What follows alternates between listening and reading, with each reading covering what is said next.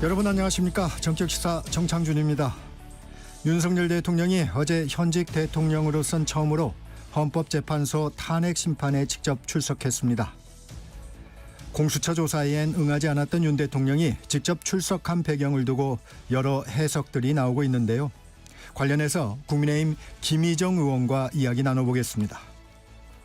수요 토론에선 국민의힘 장해찬 전 최고위원, 장한대 박창환 특임교수와 함께 정치권 이슈들 살펴보고요. 탄핵 심판 진행 상황과 서부지법 폭동 사태에 대해 헌법학자이신 고려대 법학전문대학원 차진아 교수와 자세히 짚어보겠습니다. 1월 22일 수요일 정책시사 출발합니다.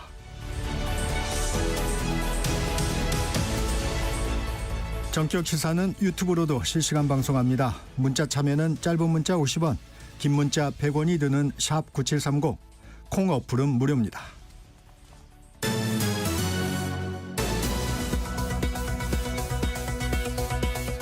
뉴스브리핑 시작합니다. 세계일보 이현미 기자 나와 있습니다. 안녕하세요. 안녕하세요. 첫 소식입니다. 도널드 트럼프 미국 대통령이 북한을 핵 보유국으로 언급하면서 파장이 일고 있어요. 네, 트럼프 대통령은 어제 취임식 직후 북한에 대해 핵무기를 갖고 있는 세력이라고 말하며 우리 당국을 긴장하게 했습니다. 이러한 발언은 기자들과의 질의응답 과정에서 나왔는데요. 네. 트럼프 대통령은 북한 김정은 국무위원장에 대해 나는 그를 좋아했고 매우 잘 지냈다. 내가 돌아온 것을 김 위원장이 반길 것이라고 말했습니다. 앞서 피트 헤그세스 국방장관 지명자도 상원 청문회에서 같은 표현을 써서 논란이 됐는데요. 네. 트럼프 대통령도 비슷한 인식을 드러낸 겁니다. 트럼프 대통령 말의 영어 원문을 보면 뉴클리어 파워로 핵 확산 금지 조약이 인정한 핵무기 보유국인 뉴클리어 웨펀 스테이트와는 국제법적으로 구별되는 용어지만 미 정부 당국자들은 그동안 북한의 핵 보유를 인정한 듯한 뉘앙스를 줄 수 있다는 이유로 이러한 언급을 자제해 왔습니다. 네. 그만큼 이례적인 발언으로 평가되는데요. 트럼프 대통령의 의도를 놓고 북한의 비핵화를 조건으로 내걸지 않을 테니 일단 협상을 시작하자거나 아니면 미국 본토에 대한 위협만 줄이는 스몰 딜에 나서려는 의미가 아니냐는 우려가 나오고 있습니다. 트럼프 대통령은 어제 군 관계자들을 위한 무도회에서 경기도 평택 미군 기지인 캠프 험프리스의 주한미군 장병들과 영상통화를 했는데요. 네. 이때도 김정은 위원장을 언급하면서 내가 비록 좋은 관계를 발전시켰지만 김 위원장은 터프한 녀석이라고 말했습니다. 또 김정은은 엄청난 콘도 역량을 보유하고 있다. 많은 해안을 갖고 있다고 했는데요. 이 콘도는 김 위원장이 개발하고 있는 북한 원산 지역을 의미한다는 해석이 나왔습니다. 네. 북한이 다시 대화에 나오면 대북 제재를 풀고 원산 개발을 지원할 수 있다는 의미가 담겼다는 건데요. 트럼프 대통령은 과거 1, 2차 북미 정상회담 때도 북한의 부동산 입지가 훌륭하고 원산의 리조트 개발에 적합한 지역이라고 얘기한 적이 있었습니다. 그 밖에도 트럼프 대통령 취임 첫날 벌어진 주요 소식 전해주시죠. 네, 미국 우선주의를 내세운 트럼프 대통령은 예고한 대로 취임 첫날 대규모 행정명령에 서명했습니다. 네. 트럼프 대통령은 취임사에서 미국의 황금 시대는 이제 시작된다고 선언했는데요. 취임식이 끝나자마자 전임 바이든 행정부의 정책을 뒤집고 미국의 국제사회의 역할을 축소하는 내용의 행정명령을 내렸습니다. 네. 수많은 범죄자 외국인을 돌려보내겠다며 남북 국경에 대해 국가 비상사태를 선포했고요. 세계보건기구 WHO를 탈퇴하는 내용의 행정명령도 내렸습니다. 트럼프 대통령은 첫 임기 때도 WHO가 중국의 편향적이란 이유로 탈퇴를 통보했다가 바이든 정부 때 이를 뒤집었는데요. 보건 전문가들은 WHO 최대 후원자인 미국이 탈퇴하는 건 재앙이 될 수 있다고 우려하고 있습니다. 네. 트럼프 대통령은 중국은 여전히 오염물질을 배출하고 그 물질이 미국으로 날아온다며 파리 기후변화 협정 탈퇴를 어제 공식화했고 네. 전기차 우대 정책을 포함한 바이든 행정부의 친환경 산업 정책인 그린 뉴딜의 종료를 선언했습니다. 그러면서 친환경 대신 가스와 석유 생산을 확대하겠다고 밝혔습니다. 화석연료 사용을 강조하는 트럼프의 에너지 정책 이름은 드릴 베이비 드릴인데요. 트럼프 대통령은 어제 이 구호를 외치며 미국 정부의 환경과 산업 정책 변화를 예고했습니다. 네. 또 2021년 1월 그때 당시 대선 결과에 불복한 트럼프 지지자들이 미 의회를 점거한 폭동을 기억하실 텐데요. 네. 트럼프 대통령은 해당 사건으로 유죄를 받은 1,500명을 사면하고 6명에 대해선 형량을 줄여주는 내용의 행정명령에도 서명했습니다. 네, 국내 소식 알아보겠습니다. 헌법재판소의 탄핵 심판에 윤 대통령이 직접 출석했습니다. 어떤 공방이 오고 갔나요? 네, 윤 대통령은 어제 헌법재판소의 탄핵 심판에 출석해 주요 쟁점 사안에 대해 직접 목소리를 냈습니다. 주요 쟁점을 정리해보면 윤 대통령이 비상계엄을 선포할 정도로 당시 여건이 국가 위기 상황에 해당하는지와 적법한 절차를 거쳐 비상계엄이 선포됐는지 여부, 그리고 또 국민의 기본권 침해 내용이 담겼던 포고령 작성을 누가 주도했는지와 국헌문란에 해당하는 국회의원을 끌어내라는 지시가 실제로 있었던 게 맞는지가 윤 대통령의 헌법 위반 여부를 가를 주요 쟁점이 될 전망입니다. 네. 윤 대통령은 이 중 몇 가지 혐의에 대해 직접 부인했는데요. 계엄 선포 당시 국회 CCTV 영상을 어제 헌재 심판정에서 다 함께 본 뒤 재판부가 국회의원들을 끌어내라고 지시했는지를 묻자 그런 적 없다고 답했고요. 네. 변론이 종료되기 직전에는 CCTV 영상에 대한 이해를 돕겠다면서 국회의 계엄 해제 의결을 보고 바로 군을 철수시켰다고 주장했습니다. 또 문영배 헌재소장 권한대행이 비상입법기구를 만들기 위한 예산 쪽지를 당시 최상목 경제부총리에게 준 적이 있느냐고 묻자 준 적도 없고 나중에 메모가 나왔다는 기사를 봤다. 이걸 만들 수 있는 사람은 김용현 전 국방부 장관밖에 없는데 그때는 장관이 구속돼 있어서 확인을 못했다고 답했습니다. 네.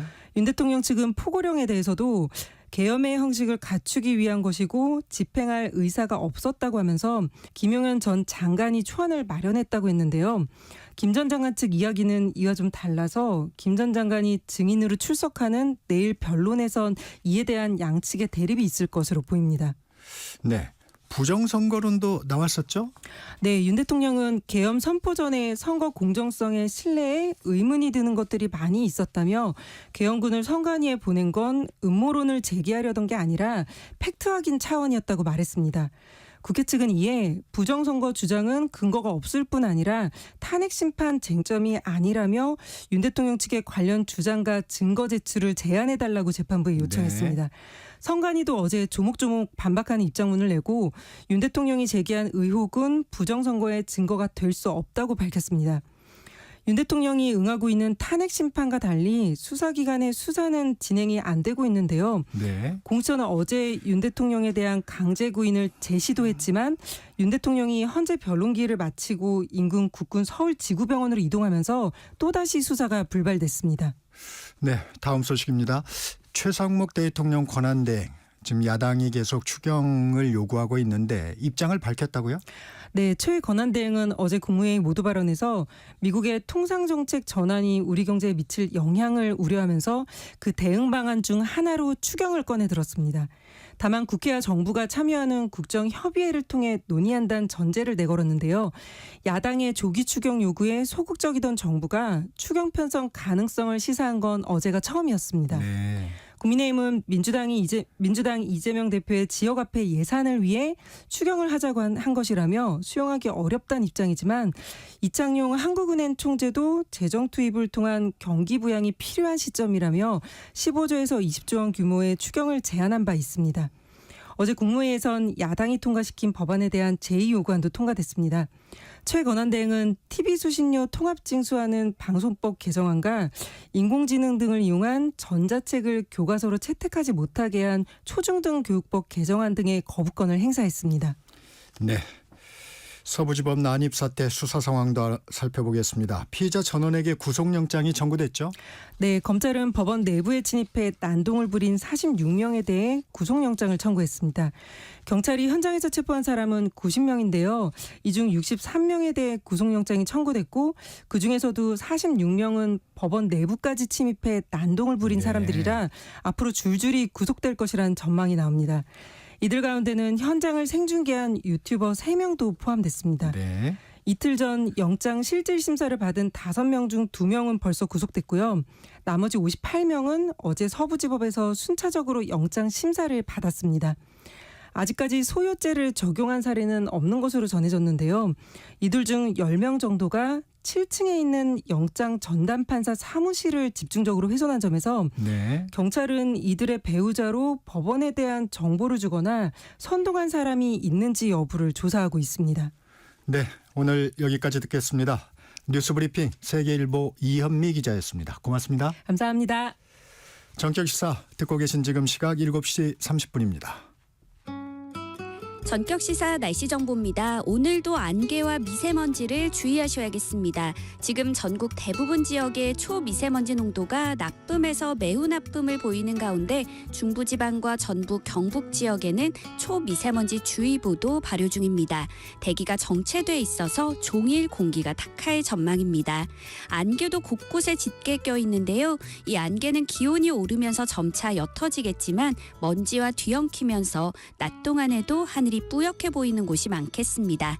오늘도 평년 기온을 웃돌며 공기는 온화하겠습니다. 현재 기온은 어제 아침과 비슷하거나 조금 높고요. 한낮에는 서울 7도, 광주 10도, 대구와 부산 12도 등으로 어제만큼 오르겠습니다. 현재 서울의 기온은 3.3도입니다. 날씨 정보 송소진입니다. 이어서 이 시각 교통 상황을 KBS 교통정보센터 김민희 씨가 전해드립니다. 앞서 들으신 것처럼 여전히 공기가 탁해서 가시거리가 짧은 곳들이 많은데요. 전조등 켜시고 앞차와의 거리를 넉넉히 두시기 바랍니다. 아침 일찍 사고가 잇따랐지만 지금은 대부분 처리가 마무리되면서 사고 구간 중심으로 출근 정체가 빠르게 늘고 있습니다. 제2경인고속도로 성남 쪽으로는 문학에서 남동 사이와 또 광명에서 일직분기점 사이로 정체입니다. 경인고속도로 서울 방면으로는 서인천에서 부평 사이와 또 부천에서 신월 사이로 속도 줄여 지나고요. 반대 인천 쪽으로는 인천요금소에서 서인천 사이로 정체입니다. 서울 시내 강변북로 구리 쪽으로는 행주대교부터 동작대교까지 정체 길어져 있고요. 같은 방면 올림픽대로에서는 행주대교부터 월드컵대교 사이와 여의도 일대로 더디게 지납니다. KBS 교통정보센터였습니다.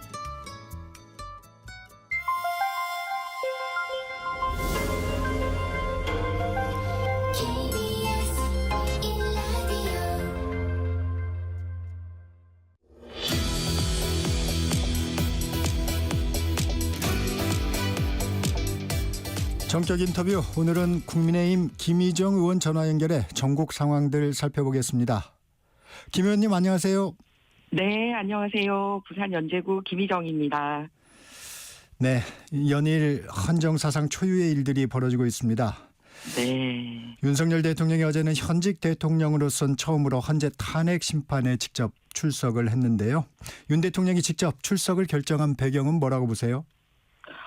아무래도 어제 대통령께서도 직접 말씀하셨습니다만 사실을 제일 잘 아는 사람이 당사자이시다. 네. 네. 그리고 아무래도 국민들께 다들 궁금하지 않습니까? 지금 급작스럽게 일어난 사태에 대해서. 그래서 네. 대통령께서 책임 있는 목소리로 또 직접 본인의 목소리를 국민에게 들려주는 것, 이게 지금 필요한 시점인 것 같고요. 그리고 저는 두 가지를 더 나눠서 보는 게 뭐냐면 네. 사실 공수처에서는 막 강제 구인도 하고 막 이렇게 소위 법적으로 권한받지 못한 일을 하려고 하지 않았습니까? 네. 하지만 대통령께서 헌재에 출석해서 성실히 응하겠다라는 입장을 명확하게 밝히시는 장면이 아닌가 그렇게 생각합니다. 네, 민주당 조승래 의원 어제 저희 프로그램에 나왔었는데 이 윤 대통령의 출석에 대해서 지지자들의 결속 도모 또 공수처 조사를 받지 않기 위한 시간 벌기다 이렇게 얘기를 했는데 이 부분은 좀 어떻게 생각하세요? 그러면 대통령이 헌재 탄핵 심판 사건 그 변론기일에 안 나가는 게 맞나요? 생각해 보십시오. 네. 나가는 게 더 맞습니까? 나가지 않는 게 맞습니까? 네. 정당한 절차에 따라서 나간 것조차 이렇게 정치적으로 나쁜 식으로 해석을 하려고 하는 것 때문에 지금 국민들이 사실 국민의힘에도 실망을 했지만 민주당에 대해서도 지지하지 못하는 모습이지 않나 이렇게 생각을 합니다. 분명히 공수처의 불법 수사는 응하지 않겠다고 했지만 탄핵 심판은 성실하게 받아야 된다고 생각을 합니다. 그렇기 때문에 그런 모습을 보여줬고 앞으로 가능하면 헌재는 다 출석하겠다라고 밝혔기 때문에 이게 훨씬 더 정정당당한 모습이지 않나 이렇게 생각을 합니다. 그리고 오히려 공수처야말로 이렇게 그 해당 날짜에 딱 이 강제 구인하고에 하겠다는 게 뭐 헌재 심판받는 거를 방해하려고 그런 겁니까? 아니면 대통령의 방어권을 방해하려고 그런 겁니까? 오히려 공수처야말로 지금까지 사실 만들어서는 안 되는 조직인데 민주당이 이제 전 국회 때 억지로 만들지 않았습니까? 그러다 보니 지금까지 한 게 없어서 이런 식으로라도 보여주기식 쇼를 하려는 쪽은 오히려 공수처지 않은가. 분명히 실익이 없을 거라는 걸 알면서도 끊임없이 국민들에게 오히려 갈등을 일으키는 쪽이 공수처다. 근데 지금 국민들은 우리는 일상으로 돌아가서 열심히 하고 있을 테니 헌법재판소라는 권위 있는 기구를 통해서 이 탄핵의 절차는 제대로 좀 진행이 되고 결과가 어떻게 되는지 보고 싶다. 이게 국민들 마음이지 않을까 생각을 합니다. 네, 윤 대통령의 첫 변론 내용 중에서 좀 주목하신 내용 있으셨나요? 예, 보도에 따르면은 네. 이제 윤 대통령이 포고령 초안에서는 이제 국민 생활의 불편이나 경제 활동 등을 고려해서 통행 금지 조치 등을 삭제하라고 지시했다는 게 확인된 부분인데요. 네. 그래서 이런 정황으로 볼 때 포고령이 형식적이고 또 집행할 의사가 없었고 또 정치인 사살 지시가 없었던 거는 분명하지 않나라는 생각을 하게 됐습니다. 그래서 어쨌든 대통령 생각을 당신께서 진솔하게 말하는 과정을 통해서 국민들도 그렇고 사법기관들도 그렇고 이제 진실 여부를 판단하지 않을까 생각을 하고요. 재판 과정에서 이런 모든 것들의 진위가 잘 밝혀지기를 바랍니다. 네. 이 한 가지만 더 여쭙겠습니다. 윤 대통령 측이 주장하는 그 부정선거론 관련해서 네. 윤 대통령이 선관위 전산 장비에 문제가 많았다. 음모론 제기가 아니고 팩트를 확인하려는 차원이었다. 이런 얘기를 했어요. 어떻게 들으셨습니까? 일단 저희 국민의힘에서는 부정선거에 대해서는 지금까지 공식적으로 단어를 얘기해보거나 그 부분에 대해서 문제 제기를 한 적이 없습니다. 네, 그랬죠. 그런데 이제 대통령께서 제기하신 부분은 부정선거라기보다는 저희가 받아들이기로는 선거 공정성에 대한 신뢰의 의문을 가지지 않았나. 네. 그래서 사실관계에 대한 체크를 이제 대통령께서 하고 싶으셨다. 이런 취지로 받아들였습니다. 그 국회 탄핵소추단은 부정선거 부분은 쟁점이 아니다. 이런 얘기는 제안해달라 이렇게 요청을 했는데 헌재 입장에서 어차피 이 문제를 짚어보지 않고 넘어가기는 좀 어려울 것 같은데 이 논의가 돼야 된다고 보세요? 어떻게 보십니까? 자, 헌법재판소에서 가장 국민들이 이번 탄핵에서 핵심이 뭐였습니까? 내란이었거든요. 네.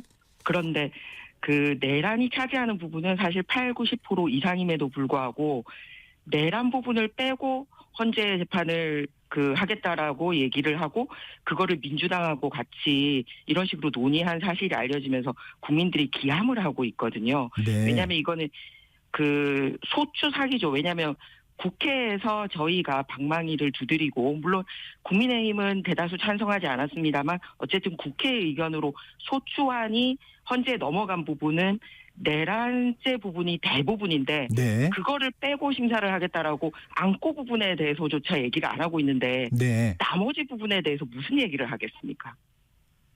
그러니까 실제로 소추안에 넘어간 부분에 대해서 정확하게 조사를 해야 되고요. 소추안과 상관없는 내용에 대해서 그게 새롭게 들어가려면 저는 국회에서 어떤 부분이더라도 새로 탄핵안이 이제 표결이 되어야 될 부분이라고 생각합니다. 그게 어떤 내용이든. 오히려 그 국회 소추단이 내란죄 부분을 제외시킨 부분, 그 부분이 더 문제가 있다 이런 판단이시군요. 네, 그렇습니다. 이번에 핵심이 그러지 않습니까? 현직 대통령이 내란을 일으킨 게 맞냐, 적용되는 게 맞냐 아니냐? 그리고 민주당이 계속 얘기하고 있는 게 대통령은 내란죄고 그리고 이 부분 관련돼서 의견을 나누는 국민들에게까지도 지금 카톡 검열을 하겠다라고 하면서 내란 동조가 될 수 있다. 또는 내란 선전이 될 수 있다라고 얘기하면서 그 내란이란 말을 계속 키워드로 삼고 있지 않습니까? 사실상 거의 전부라고 할 수 있는 부분을 빼면서 헌재 심판을 하겠다라고 얘기하고 있는데 그 기타 부분으로 사실은 눈을 돌리려고 한다면 사실 원점에서 국회에서 이거를 조목조목해서 다시 탄핵 표결이 돼야 되는 부분이 아닌가 이렇게 생각합니다. 네. 앞서 공수처 수사 얘기도 해주셨는데 공수처는 어제도 강제 구인을 좀 시도를 했고요. 구치소 현장 조사 가능성도 내비치고 있는데 대통령은 공수처 수사는 불법이기 때문에 응할 수 없다는 입장입니다. 공수처의 지금 이러한 수사 방식 좀 어떻게 보셨어요? 일단 저도 이제 이런 법 집행, 사법 집행과 관련돼서는 정치인이지만 이번 기회에 여러 가지 이제 우리가 만든 상위법 이외에 각 기관에서 스스로가 만든 또 규칙 같은 게 있지 않습니까? 네. 어떻게 돼 있는지 한번 확인을 해봤습니다. 아, 네. 그랬더니 공수처에서도 사건 사무 규칙이라는 게 있더라고요. 네. 그래서 어떻게 하냐면 그 조항 중에 적법 절차의 준수 및 인권의 보호라는 규정이 있습니다. 네. 그래서 국민의 신뢰를 받는 인권 친화적인 수사기구로 자리 잡도록 노력해야 한다라고 되어 있고요. 네. 그리고 인권의 보호와 절차 준수에 있어서 수사 과정에서 인권 침해가 발생하지 않는지 여부 등을 살피고 인권 침해 사례가 있는 경우 이를 시정하는 등 필요한 조치를 취하여야 된다라고 있습니다. 그런데 이게 공수처에만 있는 게 아니고요.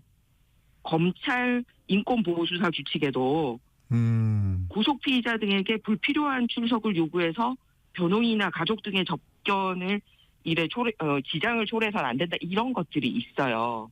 네. 그런데 지금 하는 걸 보면 강제구인, 그것도 이제 헌재 나가는 날 강제구인, 네. 그리고 6명이나 나와가지고 시간까지 오버하면서 이렇게 보여주고 구속된 피의자를 강제구인한 사례가 없지 않습니까?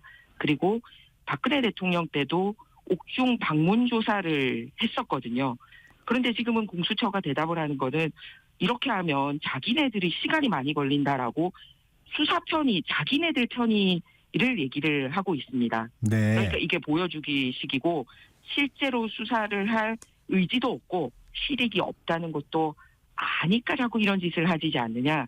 강제 구인 쇼다. 이렇게 생각을 합니다. 그래서 실질적으로 아까 제가 말씀드렸듯이 헌법재판소를 통해서 대통령 얘기도 들어보고 또 탄핵소추안 대통령의 그 국회 쪽 얘기도 들어보고 이러면서 차분하게 진행이 되기를 원하는 거지 앞다투어서 권한 없는 기관들이 그동안은 존재감도 없다가 갑자기 나타나서 막 이렇게 하겠다라는 게 이게 이제 사법 정의가 무너지는 대표적인 거고 지금까지도 강제구인 쇼를 통해서 이걸 보여주지 않나 국민들이 굉장히 불안해하고 있습니다. 네. 그 외부인 접견 금지도 말씀해 주셨는데 네. 여기에 이어서 서신 수발신까지 공수처가 금지를 했어요. 네. 명분은 증거인멸을 우려한 조치라는데 다소 과다하지 않나 하는 지적들도 좀 나옵니다. 어떻습니까? 네, 제가 앞서 말씀드렸듯이 가족 접견이나 교통 지장을 초래하는 일이 없도록 해야 된다라고 했는데요. 이제 앞서 말씀드렸듯이 공수처가 강제구인을 실패하지 않았습니까? 네. 그런데 외부인 접견 금지, 서신 금지 매우 불공정하고 기본적인 인권 침해 소지죠. 여기가 북한입니까? 특히 정치적으로 굉장히 민감한 상황이기 때문에 공정성을 확보할 수 있는데 굉장히 중요합니다. 그런데 오히려 이런 조치들이 신중하지 못했다라는 평가를 받고 있는 거죠. 잘 아시겠지만 헌법상 보장된 변호인의 조력을 받을 권리가 헌법상 정해져 있지 않습니까? 네. 그리고 변호인 입장에서도 변호인의 피구속자를 조력할 권리가 있는데 이게 서신 금지되거나 접견 금지 이렇게 되면 이런 게 다 없어지는 거죠. 네네. 헌법상 나와 있는 인간으로서의 존엄과 가치, 행복 추구권 침해가 됩니다. 국민들이 현직 대통령에 대해서도 이런 게 작동할 수 있는 나라구나. 네. 그러면 우리처럼 일반 국민들이 저처럼 이렇게 평범한 사람들은 정말 이렇게 법을 믿고 살아도 될까? 왜 이 저작거리에서도 사실은 막 이렇게 다투다가 네. 잘 안 풀리면 사람들이 이런 거 있잖아요. 법대로 네. 해봐! 막 이런 게 있잖아요. 네. 그러면은 법은 공정하게 우리의 억울함이 없이 판단해 줄 거야. 네. 그러니까 뭐 법대로 해봐. 그러면은 공정한 쪽이 억울함이 없을 거야. 이게 있는데 누구보다도 법 관련된 일로 평생을 살아오신 자유 대한민국의 현직 대통령에 대해서도 다소 억울한 일을 당하는구나. 그러면은 과연 나머지 국민들은 어떨까라는 그런 의구심이 든다는 거죠. 네. 김 의원님, 이게 기소는 어차피 검찰이 해야 될 텐데 이 네. 검찰에 넘기지 않고 이렇게 빈손 조사 계속 네. 강행하는 이유는 뭘까요? 그게 아까 말씀드렸듯이 이제 보여주기식이라는 거죠. 보여주기식이다. 네, 네. 왜냐하면 실제로 실익이 없지 않습니까? 공수처에서는 이제 수사 권한이 없으니까 불법 수사에는 협조하지 않겠다. 헌재에서는 성실히 임하겠다. 그러면은 사실 실익이 없다라고 판단을 하면 그러면 수사가 원활하게 되기 위해서는 어떻게 해야 되는지를 해야 되는데 그거는 생각하지 않고 우리는 계속 공수처의 존재감 보여주면 돼. 이게 현 상황을 해결하는 데 도움이 됩니까? 절대로 네. 도움이 되지 않습니다. 그렇기 때문에 지금은 빨리 공수처가 손을 떼고 검찰이나 경찰이나 이렇게 권위 있는 쪽에서 지금 현재 구속된 기간 안에 시간이 정해져 있으니까 그 시간 안에 실제로 뭔가 하려면은 본인들이 합의한 대로 다음 달 7일까지 재판에 네네. 넘겨야 되거든요. 네. 그러니까 그 안에서 날짜 계산을 하면 답이 나올 것 같습니다. 서부지법 폭동 사태 관련해서 여쭙겠습니다. 사법부는 법치주의의 마지막 보루입니다. 폭력 사태는 절대 있어서는 안 될 일인데 다만 사법부가 신뢰를 잃은 측면 이런 부분은 없을까요? 네. 절대로 폭력은 있어서는 안 됩니다. 네. 그렇죠. 그런데 우리 진행자께서 말씀하셨듯이 소위 그 원인 행위로 폭력이 이제 용서받을 수는 없지만 네. 이번 기회에 정말 사법부의 이런 불공정성에서 국민들에게 생각해 볼 수 있는 기회가 된 것 같아요. 네. 그러면은 제1례로 폭동, 불법 이렇게 하면 가장 먼저 떠오르는 쪽이 어디냐 하면 사실 민주노총의 불법 시위 이런 거 국민들이 현장으로 눈으로 많이 봤었습니다. 네. 당장 작년 11월 같은 경우에도 그 세종대로에서 불법 차로 점거해가지고 그때 경찰 105명이 다치고요. 네. 3명이 중상 입고 막 이렇게 했었거든요. 네. 그러니까 사실상 많은 국민들이 불법이고 무법천지다라고 생각을 했었단 말이에요. 그런데 그때는 경찰도 이제 강경처벌 안 하더라고요. 그러니까 경찰의 자세도 그랬습니다. 그러니까 자기들이 당하고도 강경처벌 안 했는데 이번에는 이제 사실 배우가 없지 않습니까? 그런데 바로 폭동이다 규정을 했습니다. 과거에 민노총을 향해서 민노총이라는 엄연한 배우가 있고 사실 폭도라고 불릴 수 있는 행동도 했고 105명 경찰이 다쳤으니까 네. 폭동도 일으켰는데 이렇게 낙인 찍기를 안 하다가 이번에는 낙인 찍기를 했잖아요. 네. 그러니까 이 수사기관도 그렇고요. 그다음에 법원도 마찬가지입니다. 구속영장 발부하거나 기각하는 게 사실은 어느 법원에서 하든 어느 판사가 하든 네. 똑같이 나와야지 이게 공정하구나 이런 생각이 들 겁니다. 네. 그런데 뭐 어떤 판사한테 들고 가는지에 따라서 이게 이제 발부가 될 수도 있고 발부가 안 될 수도 있고 또 어느 판사한테 가느냐에 따라서 이거 증거 인멸 행위가 뭐 있다는 둥 한쪽은 봐주고 특히 국민들이 보는 게 뭐냐면 가장 지금 유력한 정치인이라고 할 수 있는 사실상 이재명 대표의 여의도 대통령이라는 얘기를 듣고 있지 않습니까? 그런데 이재명 대표에 대해서 법원이 보여줬던 모습을 기억을 하고 있거든요. 그러니까 여러 가지 재판 계속 지연하고 조퇴하고 뭐 원하는 날짜에 맞춰서 재판받고 막 이러는 사람. 그리고 네네. 심지어는 국회가 체포 동의안 가결했는데도 거기에 대해서는 불구속 수사를 하고 대통령에 대해서는 아무 이유 설명 없이 아주 간단하게 증거인멸 사유 있음 이렇게 얘기했습니다. 현직 네. 대통령이 지금 도망을 가겠습니까? 뭘 하겠습니까? 그러니까 이런 게 이 잣대가 맞지 않는 사법부에 대한 국민적인 불신 이런 게 좀 상당히 국민들이 폭력에 대해서는 잘못됐다 생각하지만 사법기관에 대해서는 또 이런 판단을 하고 있다는 말씀을 드립니다. 국민의힘 윤상은 의원의 발언이 논란을 좀 일으키고 있어요. 그 젊은이들이 담장을 넘었는데 곧 훈방될 것이다. 이렇게 한 부분이 시위대가 폭도로 돌변한 기폭제 역할을 했다 하고 야당은 제명 결의안을 제출했습니다. 어떻게 생각하세요?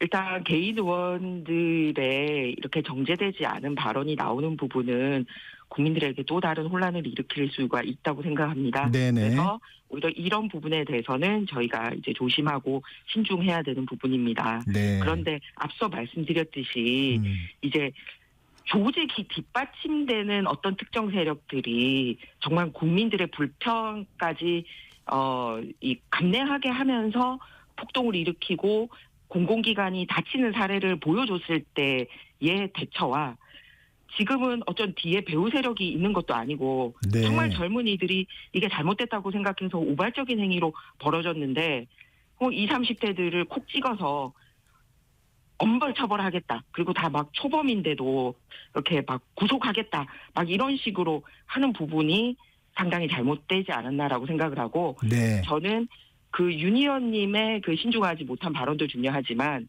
사실 민주당이 젊은이들을 겨냥한 카톡 검열이니 뭐 민주파출소니 이런 것들이 훨씬 더 자극을 하지 않았나 이렇게 생각을 합니다. 그래서 어느 때보다도 정치권이 어느 진영 할 것 없이 하는 새로운 제도나 발언에 모두 신중을 기해야 할 때라고 생각합니다.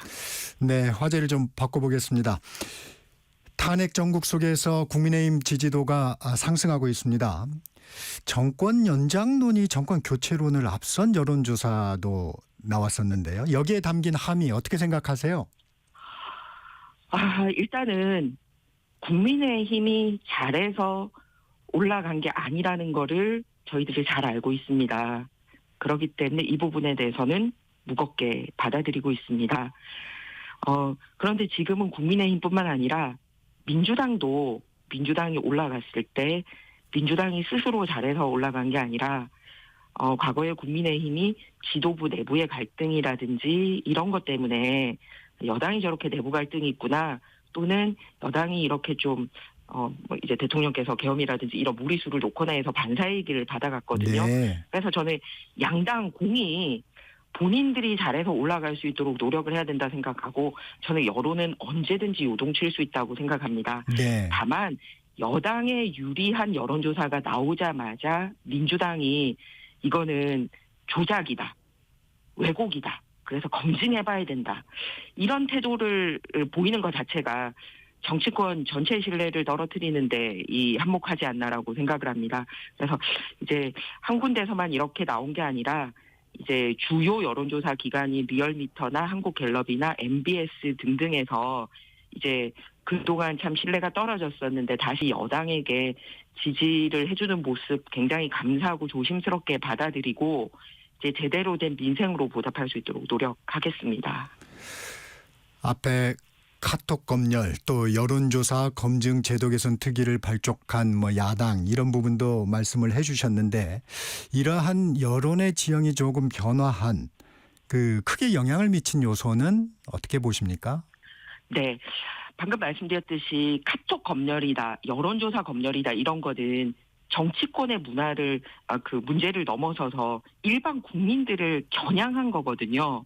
그러니까 사실은 정치권 내부에서 지금 권력 다툼이다. 왜 저렇게 시끄럽냐. 이런 네. 문제를 넘어서서 일반 국민들까지 그래도 정치권을 지켜보고 응원하고 비판하는 목소리들까지 이렇게 잠재우겠다고 그러면은 민심을 받아들이겠다라는 입장이 아니라 민심을 봉쇄하겠다라는 입장을 받아들인 거죠. 그러니까 민심을 수용하지 않겠다라는 거를 보여주는 거라고 생각합니다. 네. 그리고 오히려 이제 계엄은 해제가 되지 않습니까? 네. 대통령의 이렇게 적절하지 못했던 계엄은 어쨌든 국회를 통해서 해제가 됐습니다. 그것도 빨리 받아들였어요. 그런데 지금 일반 국민들은 오히려 민주당이 계엄하고 있는 거 아니냐. 카톡 검열. 이것도 사실상 계엄이랑 비슷하다. 네. 여론조사 검열? 이것도 계엄 아니냐. 그리고 심지어는 기자들이 질문을 했습니다. 이 카톡 네. 검열이나 여론조사 검열에 대해서 국민들이 또 궁금해하니까 가짜뉴스 기준이 뭐냐, 뭐를 가짜뉴스 뭐냐 그랬더니 대답한 양문석 의원이 기자들의 질문 수준이 낮다면서 막 고성을 지르고 나가버리더라고요. 그러니까 네. 이런 것들이 여론을 통제하겠다라는 모습을 보여주니 정치권의 영역을 넘어서서 이제 일반 국민들에게 와닿는 거잖아요. 야, 내 입도 막겠다고? 내가 여론조사에 답하는 것도 못하게 하겠다고? 내 카톡도 못하게 하겠다고? 이렇게 된 거죠. 그래서 앞서 말씀드렸듯이 제가 아까 대통령도 이렇게 참, 야, 대통령도 저렇게 억울한 일 좀 당하네. 네. 잘못한 건 잘못한 거지만 제대로 수사 못 받고 제대로 이 재판 못 받고 대통령도 저런 일 당하는데 나도 그렇지 않을까라는 그거. 그다음에 두 번째는 야, 내 카톡도 보겠네. 내가 여론조사 함부로 대답했다고. 네, 마무리해 내 주시고요. 맞겠네. 이렇게 돼서 국민의 문제로 직감하면서 받아들이는 게 여론조사에 반영이 됐다. 이렇게 생각합니다. 네, 오늘은 여기까지 듣겠습니다. 지금까지 국민의힘 김희정 의원이었습니다. 고맙습니다. 네, 정치권이 편안할 수 있도록 더 신중하고 차분하게 마무리할 수 있도록 노력하겠습니다. 네. 새해 복 많이 받으세요. 네, 전격시사 1부 여기서 마칩니다. 잠시 전하는 말씀 듣고 2부 수요 토론으로 돌아오겠습니다.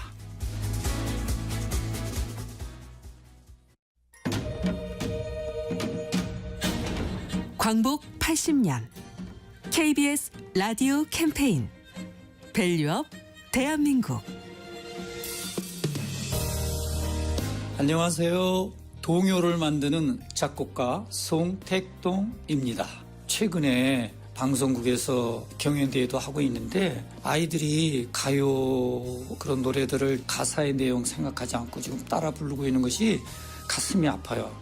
그래서 최근에 동화를 쓰시는 작가님들하고 동요를 만들고 또 작곡도 하고 이렇게 되는데 그분들이 그 곡을 만들어서 드리면 손자들한테 야, 내가 쓴 가사인데 한번 불러볼래? 그러면서 손녀, 손자들하고 같이 노래를 부르면서 그 녹음한 것을 스마트폰으로 이렇게 보내줬을 때 저도 기뻤고 그러면서 그런 것들이 알려지면서 동요를 많이 쓰게 된 것 같아요. 우리 동요는 광복을 맞으면서 많은 발전을 해왔는데 광복 80주년을 기해서 우리 동요가 새로운 날개를 펼쳐나가리라고 생각합니다. 저는 그 K-팝을 참 좋아하는데 리듬이 너무나도 좋아요. 우리 젊은 세대들이 그런 리듬을 이렇게 살려서 어린이들의 그 정서에 맞는 그런 가사 그리고 쉬우면서도 따라 부를 수 있고 함께 부를 수 있는 그런 노래를 만들면 전 세대가 같이 부를 수 있지 않을까 그렇게 생각을 하고 지금까지 곡을 만들어 왔습니다. 광복 80년 우리가 가야 할 길을 묻습니다. KBS 라디오 캠페인 밸류업 대한민국이었습니다.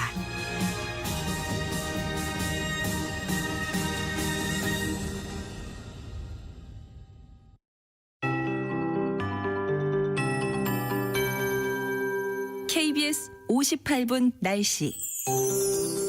오늘도 안개와 미세먼지를 주의하셔야겠습니다. 대기가 정체된 가운데 국외 미세먼지가 계속 날아오고 있어서 현재 중부지방과 전북, 경북 지역에 초미세먼지 주의보가 발효 중이고요. 대부분 지역의 먼지 농도가 나쁨, 그중 서울, 경기와 충북은 매우 나쁨을 보이고 있습니다. 오늘 종일 공기가 탁할 것으로 예상됩니다. 또 지금 안개가 짙게 낀 곳이 많습니다. 특히 경기 북부와 서해안은 아직 가시거리가 200m 미만으로 무척 짧고 이슬비가 내리는 곳도 있어 교통안전에 유의하셔야겠습니다. 안개는 점차 옅어지겠지만 먼지와 뒤엉키면서 낮 동안에도 하늘이 뿌옇게 보이는 곳이 많겠습니다. 오늘도 평년 기온을 웃돌며 공기는 온화하겠습니다. 현재 기온은 서울 3도, 대구 영하 3.2도 등으로 중부지방은 어제 아침보다 조금 높고 남부지방은 어제와 비슷합니다. 한낮에는 서울 7도, 대전 9도, 강릉 광주 10도, 대구 부산 12도 등으로 어제만큼 오르겠고요. 평년 기온을 2도에서 6도 정도 웃돌겠습니다. 이번 주는 예년보다 온화한 날이 이어지겠지만 설 연휴인 다음 주부터 다시 추워질 전망입니다. 현재 서울의 기온은 3도, 습도는 85%입니다. 송소진입니다.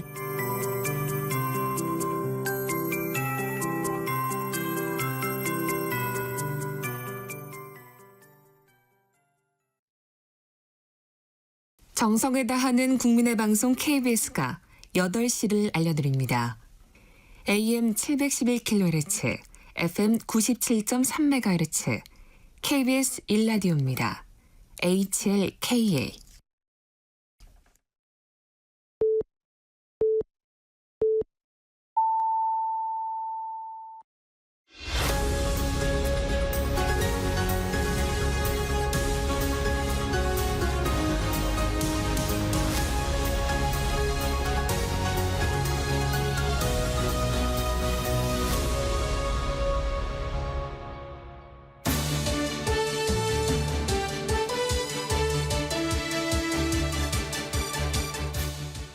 한 주의 한가운데서 주요 정치 현안을 토론합니다. 수요 토론 장해찬 전 국민의힘 청년 최고위원, 박창환 장안대 특임교수 자리했습니다. 안녕하세요. 안녕하세요. 네.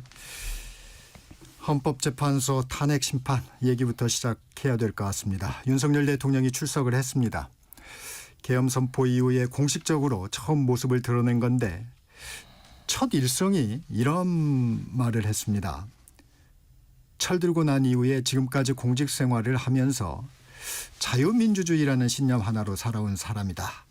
어떻게 들으셨습니까? 장해찬 의원님. 저는 일단 구체적인 변론 내용에 앞서서 자유민주주의라는 국가의 기본 가치를 강조한 것, 그리고 붉은색 넥타이를 착용하고 네.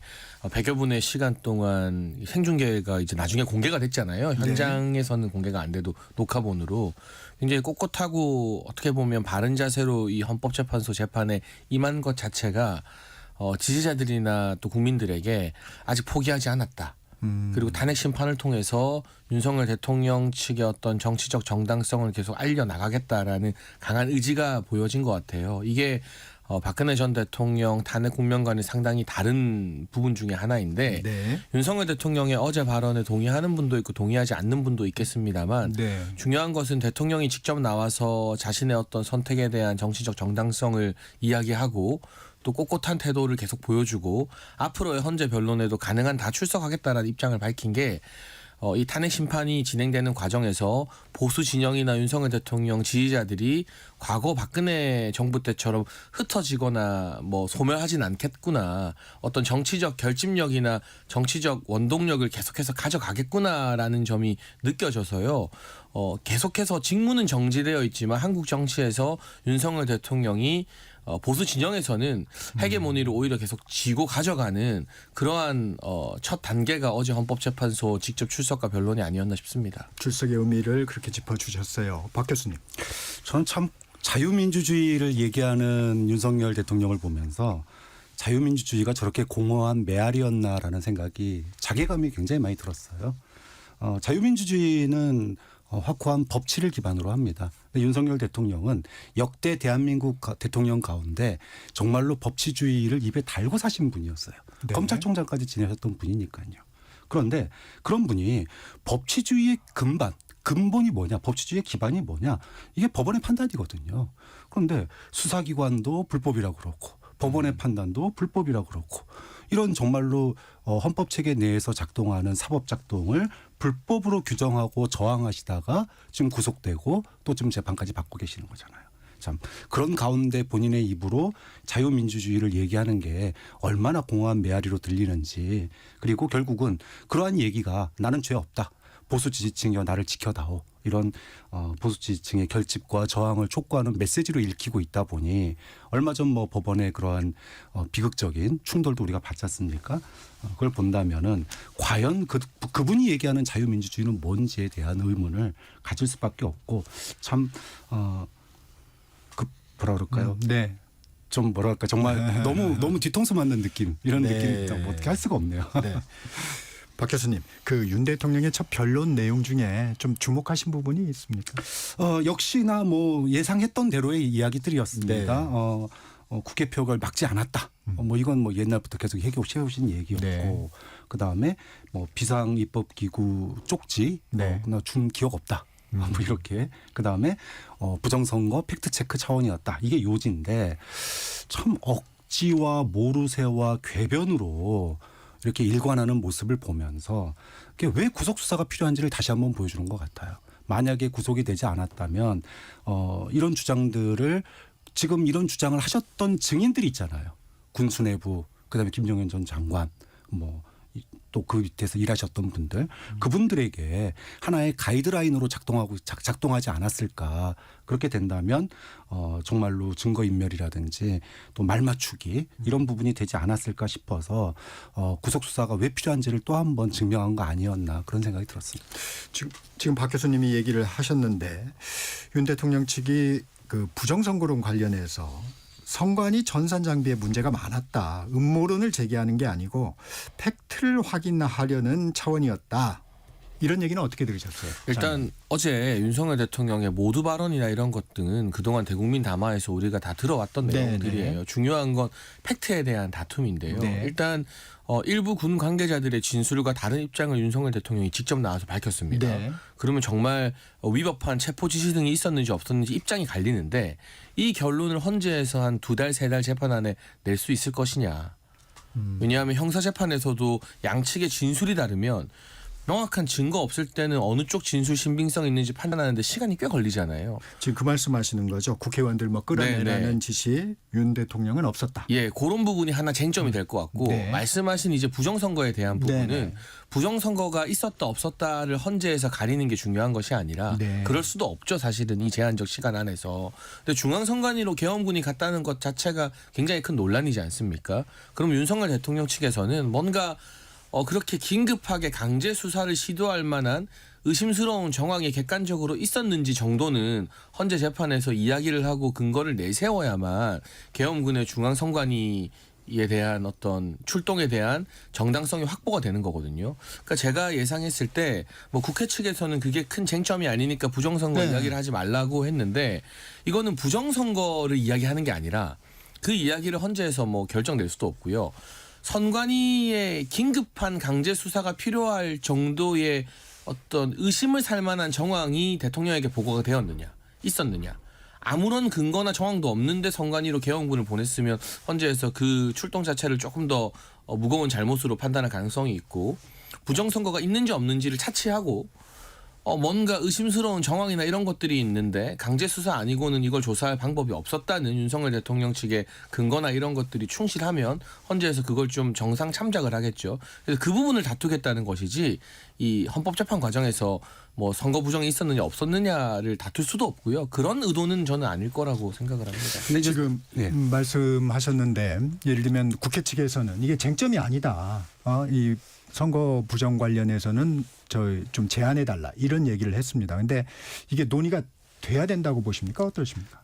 저는 뭐 헌법재판소의 재판의 쟁점은 아니라고 봐요. 네. 자, 그런데 그럼에도 불구하고 본인이 부정선거 때문에 계엄이 불가피했다라고 하니 그러면 이제까지 정말 국민들에게 이것이 부정선거의 증거다라고 내놓을 만한 굉장히 구체적인 정황이나 물증이 있다라면은 만약에 그걸 내놓는다 그러면 헌법재판소에서 그걸 무시하고 판단할 수 있을까요?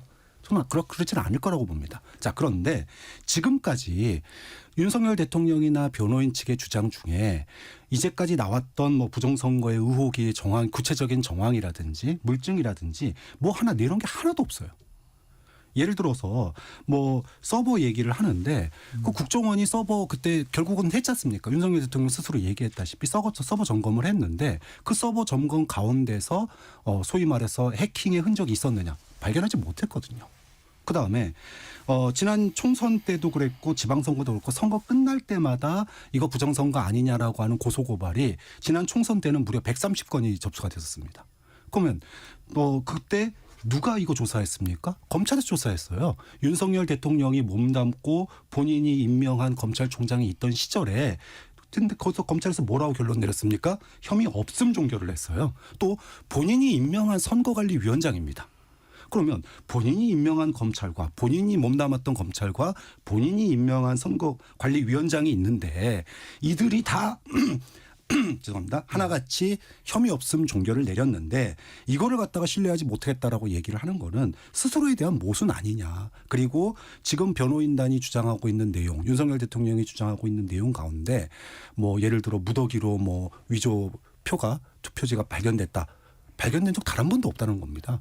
그럼 선관위에서도 그랬고 검찰에서도 그랬고 이제까지 수십 번의 조사를 했는데 그렇다는 거예요. 자, 그러면 이 부분에 대해서 증거를 더 내놓고 얘기를 해야지 주장만 한다 그러면 결국 헌법재판소에서 이거를 길게 다툴 여지는 안 될 거다 그렇게 보는 거죠. 뭔가 이 설득력 있는 증거가 나와야 된다. 그럼요. 네. 네. 아까 잠시 언급이 됐지만 윤 대통령이 국회의원들을 끌어내라고 지시한 적이 없다고 얘기를 했는데 이게 참 지시받은 사람은 있는데 지시한 사람은 없어요. 이 부분은 좀 어떻게 들으셨어요? 그러니까 왜 그동안에 윤석열 대통령이 대통령실이나 또 관저라 이런 데에 소위 압수수색을 거부를 했는지 이제 조금 더 이해가 될 것 같아요. 그러니까 지금 통화를 갖다가 일반 폰으로 한 게 아니잖아요. 비화 폰으로 했다고 그럽니다. 뭐 이거 녹음이 안 되고요. 그다음에 그러다 보니 근거를 찾을 수 없을 거다. 아마 이런 것들이 지금 이런 주장의 배경인 것 같아요. 또 하나는 이러한 소위 말해서 서로 상반된 진술을 하게 되면 재판이 길어지잖아요. 그래서 결국은 4월 달 가가지고 헌법재판소가 다시 6인 체제가 되는 그때까지 시간을 끌려고 하는 거 아니냐 이런 얘기를 할 수밖에 없는데 좀 물적 증거가 없더라도 소위 말해서 관계된 이해 당사자들이 일관된 진술을 하고 있습니다. 뭐 국정원 차장부터 시작해서 군의 주요 계엄에 관련됐던 주요 보직자들의 또 일관된 진술 그리고 경찰의 일관된 진술 이 모든 것들이 다 이분들이 각자 다른 말하고 있는 게 아니잖아요.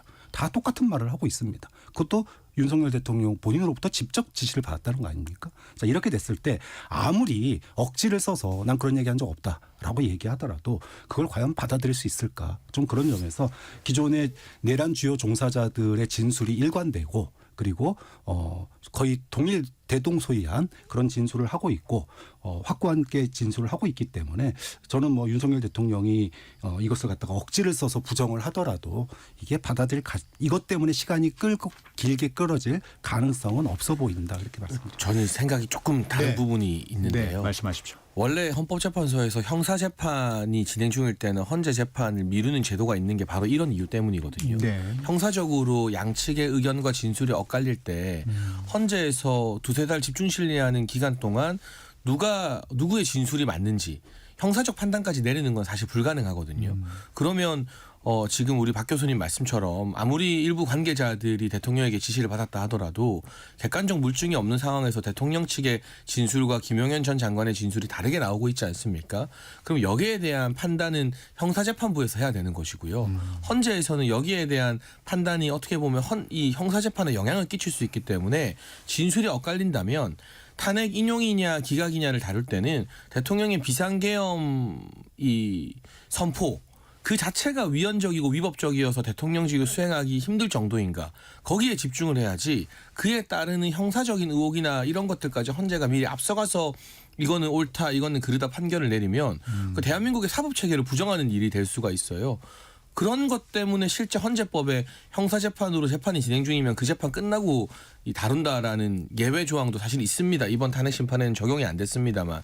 그래서 재판관의 재량이죠. 그렇죠. 그래서 이번에는 형사적으로 의견이 엇갈리는 문제에 대해서 뭐가 맞는지 그른지를 헌재에서 판단하는 것이 아니라 대통령이 오늘 어제였죠. 마지막 발언으로 기회를 얻어서 한 말이 대통령보다 국회가 초갑이다라는 발언을 했더라고요. 국회와 언론이 초갑이라는. 그러면서 이제 이 다수당의 뭐 줄탄핵이나 예산 삭감 등 때문에 행정 기능이 마비됐다라고 말했는데 그러면 헌재는 형사적으로 제가 다시 강조하지만 진술이 엇갈리는 사안을 함부로 판단할 게 아니라 정말 대통령이 이 행정 기능이나 국가 기능이 초갑인 국회에 의해서 침해됐다고 느낄 만한 사유가 있었는지 그리고 그렇게 선포된 비상계엄과 해제에 이르는 과정들이 대통령 탄핵에 이를 정도의 어떤 불법적인 사항들이 있었는지 등을 심리해야지 형사적 이슈나 언론에서 뭐 군 관계자가 이렇게 말했다. 그럼 다음 날 김용현 전 장관 측에서는 그거 사실 아니다 고발하겠다 바로 받아치거든요. 네. 그럼 방어권 보장 차원에서라도 그런 민감한 형사 이슈가 헌법재판소에 저는 탄핵 인용이나 심판을 가를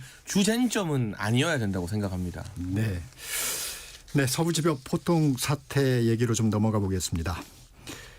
여야 모두 폭력 행위는 정당화될 수 없다는 입장은 밝혔습니다. 그런데 원인과 해법에 대해서는 좀 차이가 있는 것 같아요. 서로 상대방 탓을 하고 있는데 정치권 모두 책임에서 자유로워 보이지는 않는데 어떻게 보세요, 정 교수님? 뭐 양비론에 대해서 우리가 뭐 예를 들어 이혼했다. 그러면은 누구에게 더 책임이 있느냐? 참 어리석은 질문이죠. 결국 부부 모두에게 책임이 있다고 봅니다. 지금의 이 사태에 대해서 정치권 모두가 책임이 있다. 여기 이런 일반론적인 주장은 뭐 충분히 할 수 있는 얘기라고 봐요. 그런데 우리가 대한민국이 벌써 수십 년째 진영 대결을 하고 있어요. 그리고 갈등을 빚고 있습니다. 그럼에도 불구하고 법원에 난입해서 소요가 일어난 건 사상 최초입니다. 사상 처음이에요. 있을 수 없는 일이 일어난 겁니다. 이거를 양비론으로 덮고 넘어갈 문제는 아니다라고 봐요. 자, 근데 왜 서부지법에서 폭동이 일어났냐? 그거는 바로 구속영장 발부 때문이잖아요. 그런데 이 폭동이 일어날 수밖에 없는 논리적인 귀결이 있었다고 봐요. 윤석열 대통령 측과 그다음에 국민의힘 측에서 이제까지 이 폭동이 일어나기 전에 수사기관의 수사와 법원의 영장에 대해서 이건 불법이다라고 끊임없이 주장해오고 이거를 갖다가 막아야 된다라고 선전선동을 했습니다. 국회의원 40여 명이 관저 앞에서 막겠다라고 몸으로 버티고 그랬잖아요. 자, 이것이 의미하는 바는 뭐냐? 자, 이렇게 불법적인 수사와 영장, 체포영장이 집행되는 거를 막아야 된다라고 선전선동했고 이거에 대해서 법원이 그 수사는 불법 아닌데요라고 사실상 구속영장 발부로 손을 들어준 거잖아요. 그러니까 이 소위 말해서 흥분한 지지층들이 그러면은 법원의 구속영장도 불법이다. 이런 논리적 규결이 나올 수밖에 없는 거예요. 그것에 흥분해서 결국은 난입해서 소요를 일으킨 겁니다. 자, 그러면 누구에게 책임이 있는지가 분명한 거예요.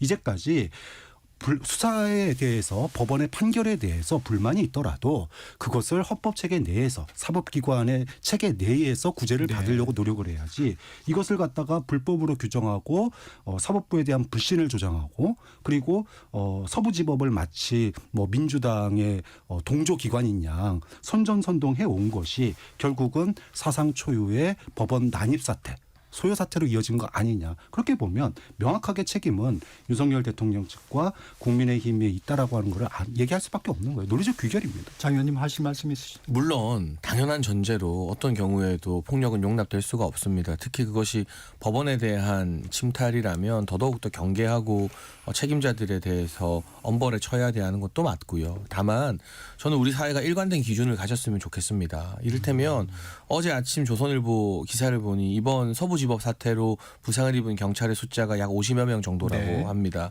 그런데 그로부터 일주일 전 한남동에서 있었던 민노총이 주도했던 탄핵 찬성 집회에서 그때 뭐 무전기를 얼굴에 맞는 경찰도 있었는데요. 부상당한 경찰의 숫자가 100여 명이 조금 넘었대요. 그럼 단순 부상 경찰의 숫자로 비교하면 2배 더 많은 부상자들이 민노총 주도 집회에서 발생했잖아요. 하지만 그렇다고 해서 민노총을 우리가 전부 다 폭도로 지칭하거나 그들의 정치적 주장이나 이런 것까지도 사회에서 꺼내면 안 될 금기로 치부하진 않아요. 다만 우발적이든 조직적이든 폭행을 저지른 사람들의 문제이고 그들이 책임을 져야 된다라고 주장하지 않습니까?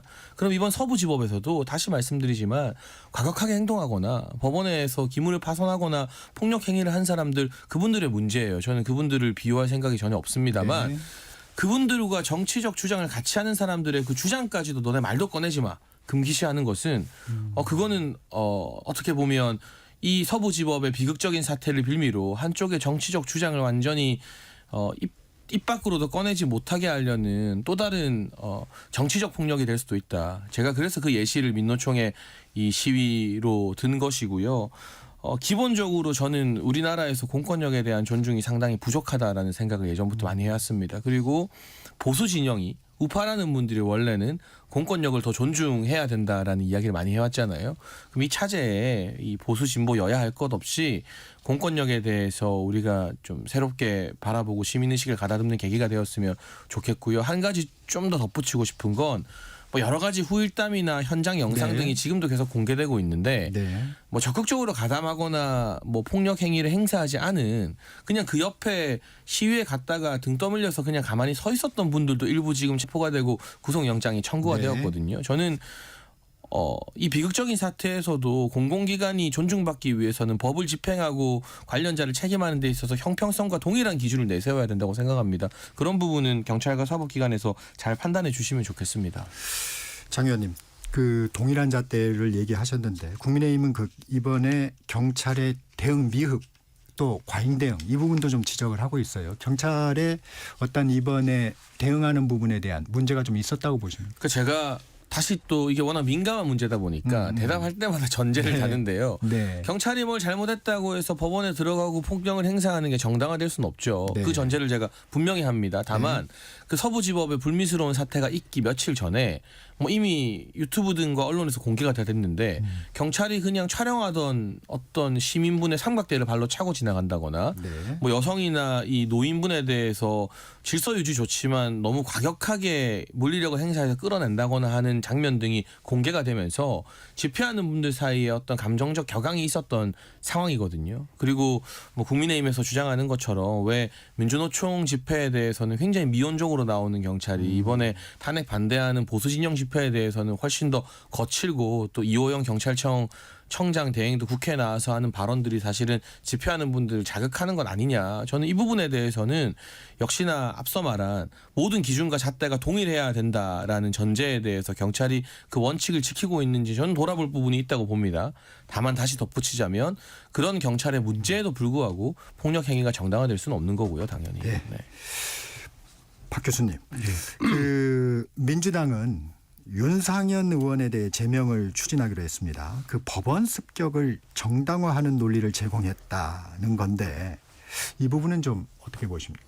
그러니까 이제 본인은 그 소위 말해서 법원의 담을 넘은 사람들에 대한 선처 호소 그리고 본인이 어쨌든 힘써주겠다라고 했던 것들이 그런 폭동 이전이었기 때문에 내가 폭동을 일으킨 건 아니다. 네. 내가 무슨 도화선이냐 이렇게 얘기를 하셨고 또 뭐 김재원 전 최고위원도 그 소위 말해서 윤석열 대통령 구속에 반대하시는 분들의 시위를 보고 십자군이라고 그랬거든요. 자, 그런 점에서 본다면은 제가 앞서서 논리적인 귀결을 얘기를 했어요. 네. 그러니까 아까 이제 불법 시위 얘기도 하셨지만 뭐 불법 시위에 대해서 엄단 얘기는 대한민국 경찰이라면 정말 수십 년 동안 들어온 얘기 아니겠습니까? 시위 현장에서의 불미스러운 일들은 뭐 사망으로 이른 경우도 굉장히 많았었기 때문에 네. 하루 이틀 얘기도 아닙니다. 그럼에도 불구하고 과거 소위 말해서 반체제 세력, 반국가 세력으로 낙인 찍혔던 뭐 한총련, 뭐 또 뭐 민노총, 뭐 통진당 그 어느 누구도 법원의 판결에 대해서 불복하고 난입하고 소요를 일으키는 집단은 없어요. 자, 이것이 그럼 이런 사태에 이르게 된 책임에 대해서 분명히 법적인 부분이 있을 거고요. 정치적인 책임 부분이 있을 거라고 봅니다. 저는 법적인 책임은 당연히 거기에 난입하라고 선동하신 분들 또 난입하신 분들 그분들 특히 판사 쫓으러 다니신 분들 이분들에 대해서는 뭐 법정 최고의 엄벌을 해야 된다라고 생각을 하고요. 정치적 책임을 저는 얘기 안 할 수가 없어요. 그러니까 윤상현 의원이나 김재원 전 최고위원이나 또 관저 앞에 40여 병씩 체포영장 몸으로 맞겠다고 나섰던 분들에 대해서는 이런 행동들이 결국은 소위 말해서 선 넘지 말아야 될 선, 법원 난입이라고 하는 이 행동으로 귀결되는 그런 소위 말하면은 선전과 선동을 지속적으로 해온 거 아니냐라는 그런 아쉬움을 표할 수밖에 없습니다. 자, 만약에 윤상현 최고위원이나 또는 뭐 의원이나 김재원 전 최고나 국민의힘의 의원들이 저는 피켓팅할 수 있다고 봅니다. 이건 법원의 영장은 불법입니다. 이래서는 안 됩니다. 하고 불법이지만 우리가 여기서 경찰과 충돌하면 안 됩니다. 국민들의 여론을 우리가 잡기 위해서라도 그래야 됩니다라고 모범을 보였다라면은 이런 사태까지 왔겠냐라는 거예요.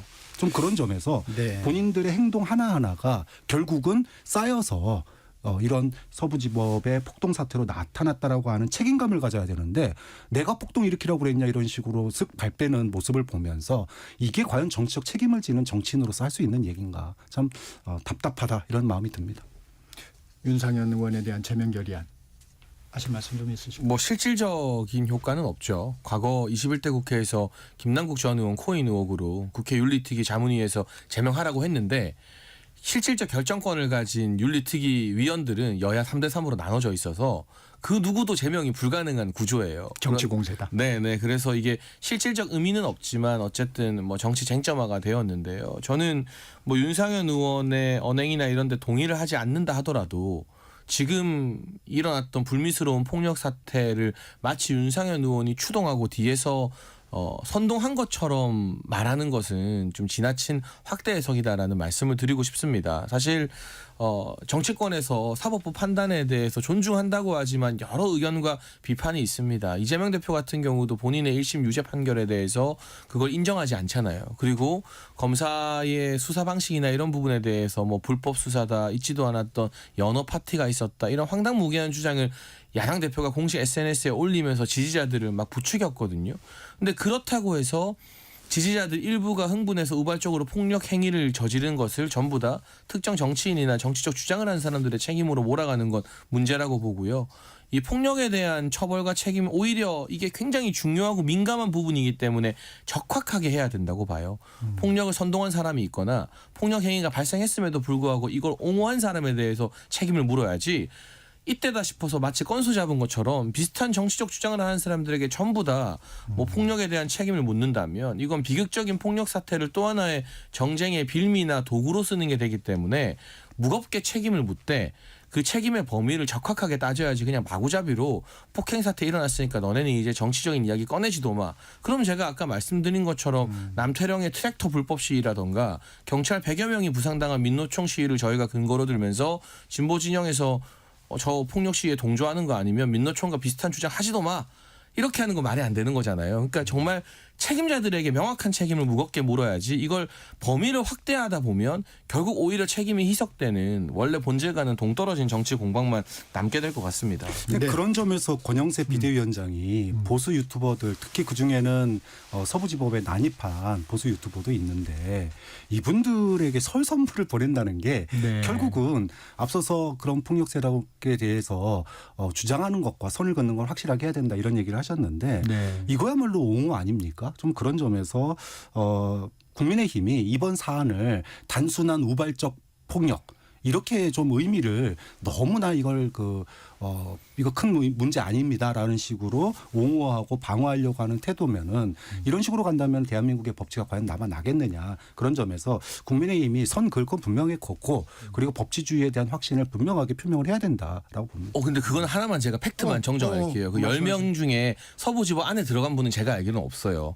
들어간 분들 다 잡혀갔거든요. 그러니까 이번에 유튜버 이 중에 10명은 왜 10명이냐면 민주당한테 내란 선전죄로 고발당한 분들을 이제 네.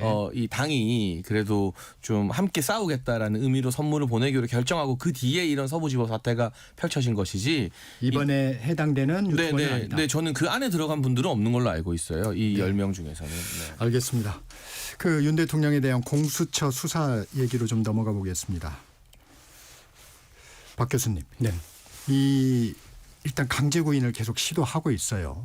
윤 대통령은 계속 수사에 응하지 않고 있고 실효성이 없는 조사가 계속이 되고 있는데 공수처는 왜 검찰에 넘기지 않고 계속 이런 상황이 빚어지게 하고 있는 겁니까?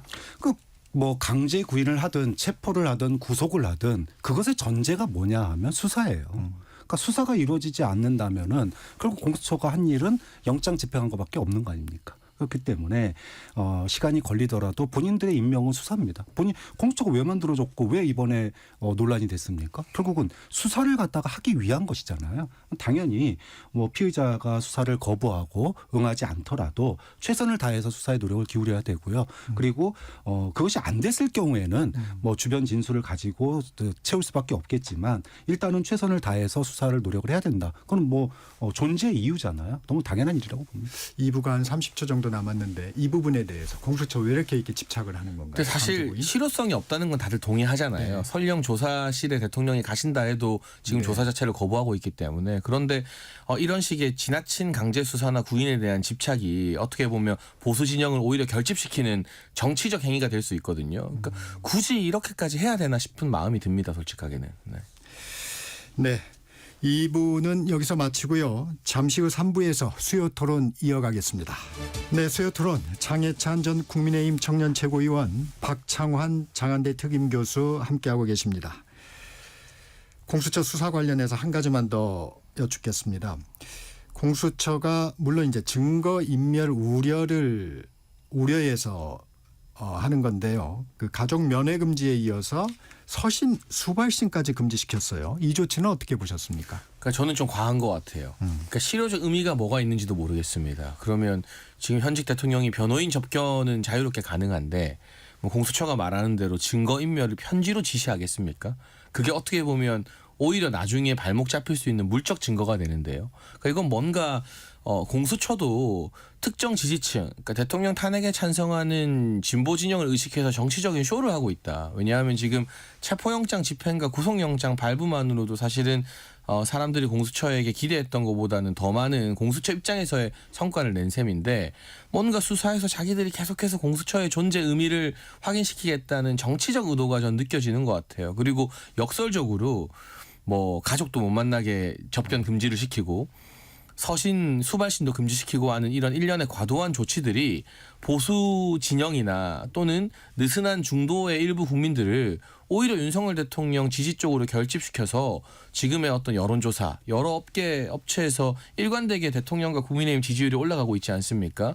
그런 동정론을 공수처가 오히려 만들어주고 있는 거 아닌가 싶어서요.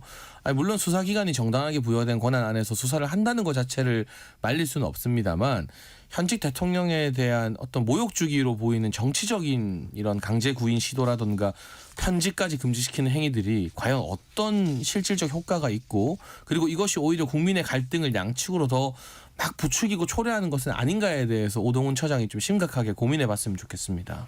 박찬원 교수님. 지금 공수처가 김용현 전 장관도 면회 금지, 서신, 수발신 금지를 하고 있거든요. 네. 그러니까 이것을 윤석열 대통령에게 왜 적용했을까? 그러니까 저는 결국은 이것이 헌법재판소나 향후 재판에 있어서 가장 핵심적인 증거. 즉 포고련과 그다음에 비상입법기구 쪽지라든지 이 부분에서 윤석열 대통령과 김용현 전 장관 측이 좀 상반된 주장을 하고 있는 부분이 있거든요.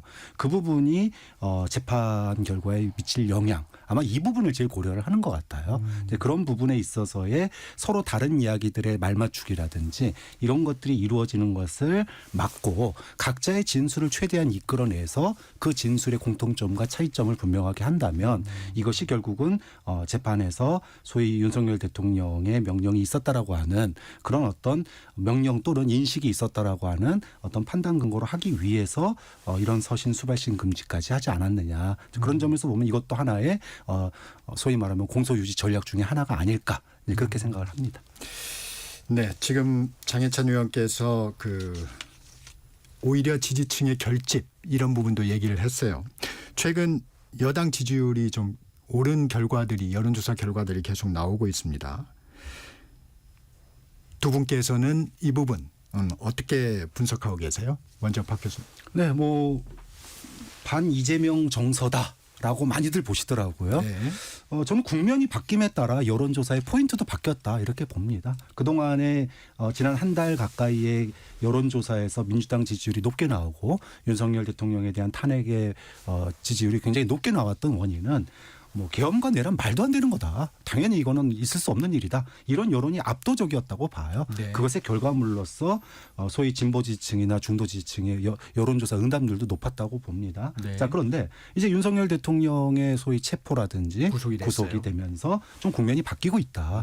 자, 그럼 그 다음엔 누구냐? 타깃은 자연스럽게 그러면은 이재명은 지난 한 달 반 동안 국민의힘이 일관되게 이재명은 안 된다라고 하는 이야기를 해왔던 결과물이 저는 지금 나타나고 있다. 그럼 2심 재판을 왜 늦어지고 있는지 이런 것들을 계속 얘기해 왔던 게 소위 말해서 이제 그러면 윤석열도 구속되는데 이재명은 왜 구속 안 돼? 이런 이제 법의 형평성 얘기가 저는 어느 정도 소위 중도층이나 이런 분들에게 영향을 미치고 있는 거 아니냐. 좀 그런 점에서 보수의 빠른 결집이 윤석열을 방어하지 못한다라면은 소위 말해서 이재명 발목 잡기로 들어간 거 아니냐. 근데 그게 여론에 영향을 미쳤고 특히나 이 소위 불확실성이 한 달 가까이 이렇게 좀 유지가 되면서 과연 이대로 오래 가는 게 과연 국익에 도움이 되겠느냐 이런 우려감들, 불안감들 이런 것들이 소위 보수의 결집을 불러일으켜 왔다 이렇게 보고요. 만약에 서부지법 사태가 없었다면 이 현상은 좀 당분간 꽤 갈 거라고 봤습니다. 그런데 이제 서부지법 사태가 여론에 이제 어떤 영향을 미칠지는 며칠 지켜봐야 되겠지만 그럼에도 불구하고 당분간 보수의 결집은 쉽게 사그라들지 않을 거다. 즉 만약에 윤석열 대통령이 파면되고 대선 국면으로 간다 그랬다면 다시 한번 또 여론조사의 조정은 필요할 거라고 봐요. 그럼 여론조사의 국면은 또 바뀝니다. 그때는 소위 말해서 과거에 윤석열 심판적 여론조사에서 이제는 이재명 심판적 여론조사로 흘렀는데 이게 대선 국면으로 가게 되면 상대 비교가 돼요. 그동안 너네들이 2달 가까이 뭐 했니? 그리고 대한민국의 비전을 어디서 낼 거니? 이런 것들을 두고 상대평가가 되기 때문에 그때는 지금과는 또 다른 어느 쪽으로 쏠림 현상이 일어나지 않는 우리가 이제 흔히 얘기하는 정상적인 여론이 나오지 않을까 이렇게 보는데 어쨌든 당분간은 보수층의 이런 반 이재명 정서 굉장히 굳건하게 갈 거다라고 봅니다. 장 의원님. 일단 보수 지지층의 결집만으로는 좀 국민의힘 입장에서도 한계가 있을 텐데 외연을 좀 늘려야 될 텐데 좀 어떤 모습으로 좀 가야 될까요? 그런데 일단 국민의힘의 그 어떤 정치인도 탄핵 가결 이후에 국민의힘 정당 지지율이 이렇게 오를 거라고 예상한 사람은 없었을 겁니다. 사실은 뭐 당과 보수 진영이 망하느냐 이런 존폐 문제를 고민하다가 국민의힘이 뭘 잘해서가 아니라 갑자기 그냥 지지율이 뚜렷하게 복수 여론조사에서 올라온 것이잖아요. 네. 그러면 저는 개인적 견해로 지금 벌써 뭐 조기 대선을 준비하는 것처럼 뭐 이런저런 정치 공학적 고민을 하는 것이 아니라 네. 어쨌거나 이 대한민국에서 좌우가 양날개인데 오른쪽 날개가 완전히 꺾일까 봐 염려해주신 국민들께 낮은 자세로 감사함을 표하는 게 먼저라고 생각하고요. 뭐 일부 언론에서 자꾸 극우극우 이런 단어들을 많이 쓰는데 네. 물론 일정 부분 폭력을 추동하거나 문제가 되는 분들도 있지만 국민의힘 차원에서도 소위 말하는 전통 보수 지지자나 이 오래된 당원분들을 너무 그동안 소홀히 여겼던 것은 아닌가. 지금 이 지지율은 누가 뭐래도 어쨌든 보수 결집으로 이루어지고 있는 것이잖아요. 그럼 거기에 대해서 이 보수층이 이 탄핵 가결이라는 사태 이후에도 어떤 마음으로 국민의힘을 이렇게 지지하고 있는지 또 윤석열 대통령에 대한 지지도도 같이 높아지는 것은 무엇인지에 대한 근본적 고민을 저는 국민의힘이 좀 해야 된다고 보고요. 어설픈 소위 진보 정책 따라하기. 민주당이 100만 원 준다고 하니까 우리는 50만 원 주겠습니다가 그동안 국민의힘이 선택해왔던 중도 확장 전략이었다면 이제는 이 눈앞의 선거 뭐 하나하나에 집중하는 것보다 좀 길게 보고 보수주의의 철학이나 이런 것들이 이 위기 상황에서 오히려 저는 기본 체력을 다져나가야 될 시기가 왔다라는 그런 고민을 하는 분들이 또 제 주변에도 많고 지지자분들 중에도 많다는 말씀을 드리고 반이재명 정서는 언론에서 너무 많이 이야기하잖아요.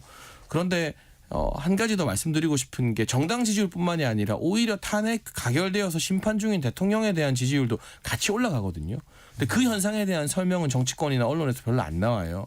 근데 이전에는 윤석열 대통령이 되게 강해 보이고 권력을 독점하고 있는 그런 캐릭터로 보였다면 오히려 탄핵 가결 이후에 대통령이 어제 헌재에서 마지막에 한 이야기처럼 국회가 초갑이다. 행정 권력을 맡겼는데 정말 아무것도 못했구나라는 인식과 자각이 저는 젊은 층 중심으로 많이 퍼져나가고 있는 그 현상에 대해서도 정치권과 언론이 고민을 해야 된다라고 생각을 합니다. 장 의원님이 청년 최고위원을 지내셨으니까 이 20, 30대 젊은 층의 변화가 좀 감지가 됩니까? 실제 여론조사에서 20대, 30대의 지지율이 많이 오르고 있고 그게 특정 업체만의 이야기는 아니거든요. 뭐 김어준 씨가 하는 여론조사 꽃에서도 국민의힘 지지율 많이 올랐다고 어제 보도가 나오더라고요. 그럼 그 경향성과 추세는 인정을 해야 되는데 두 가지인 것 같습니다. 일단 민주당이 지나치게 점령군 행태를 보였다. 그런 권력을 독점하는 듯한 것에 대한 반발 심리가 2030 세대에게 있었어요. 그래서 오히려 개엄 이전에는 윤석열 정부가 좀 권위적으로 보이고 권력을 독점한 것처럼 보였는데 탄핵 가결 이후에 실제로 이 나라를 좌지우지하는 건 이재명 대표구나 민주당이구나라는 자각이 젊은 층에서 좀 퍼져나간 것 같고 많이들 이야기하시는 카톡 검열 그게 문제가 됐는데 보통 그 정도 비판받으면 정치인들이 사과하고 한 발 물러나거든요. 근데 민주당에서는 사과를 절대 안 했어요. 카톡 검열 논란과 관련해서. 이거는 계속 해야 되는 거다라고 오히려 끝까지 강변을 해오고 있습니다. 이런 부분이 개인의 프라이버시나 자유를 중시하는 2030 세대의 정서를 좀 강하게 건드린 것 같습니다. 박 교수님, 좀 다른 얘기 하나 여쭤보겠습니다. 이 이제 지지율의 변화 이런 속에서 비명계죠. 임종석 전 의원이 대화와 타협을 가볍게 여기고 이재명 대표 한 사람만 바라보며 당내 민주주의가 숨을 죽인 지금의 민주당은 국민 신뢰를 받을 수 없다. 김경수 의원도 우리가 극단적 증오와 타도, 다름을 인정하지 않는 일방주의, 독성과 오만, 우리는 반대로 가야 된다. 이런 목소리를 좀 냈어요. 어떤 민주당의 변화를 촉구하는 얘기인지 아니면 지금 지지율 변화 속에서 좀 어떤 의도로 이런 얘기가 나왔는지 박 교수님은 어떻게 보세요? 뭐 사실상 지난 계엄 탄핵 사태 이후에 민주당에 높은 지지율이 있었고 그때는 이런 목소리가 안 나왔었거든요. 그런데 이제 민주당의 지지율이 정체가 되고 보수층의 결집이 빠르게 일어나다 보니까 네. 사실은 민주당 내부에서도 이런 여론조사에 대해서 죄송합니다. 굉장히 당혹스러워하는 면이 있어요. 네. 그 틈을 갖다가 소위 비명계가 대선판에 뛰어들 마지막 기회라고 본 것 같아요.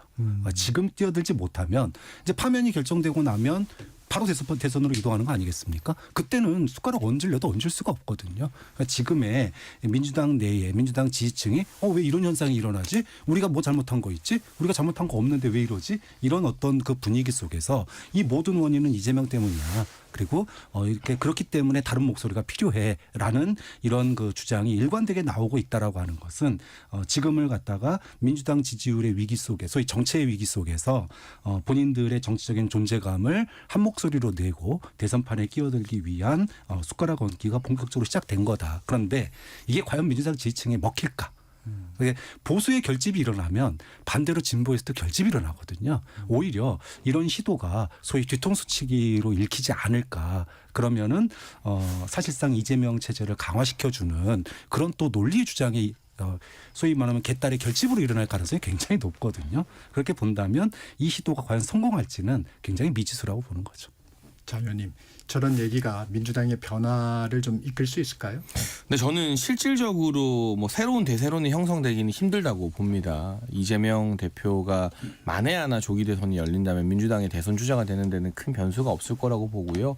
다만 이재명 대표 입장에서 저런 비주류의 목소리를 어떻게 어떤 모습으로 감싸느냐가 굉장히 중요해요. 제가 소위 말하는 친윤계 힘이 제일 셀 때 지도부를 했었는데 지도부 생활 끝나고 돌아보면 후회가 남는 것이 그때 이 소위 말하는 비주류들에게 조금 더 포용적인 메시지를 내면 어땠을까라는 개인적인 정치적인 후회와 또 성찰을 많이 하고 있거든요.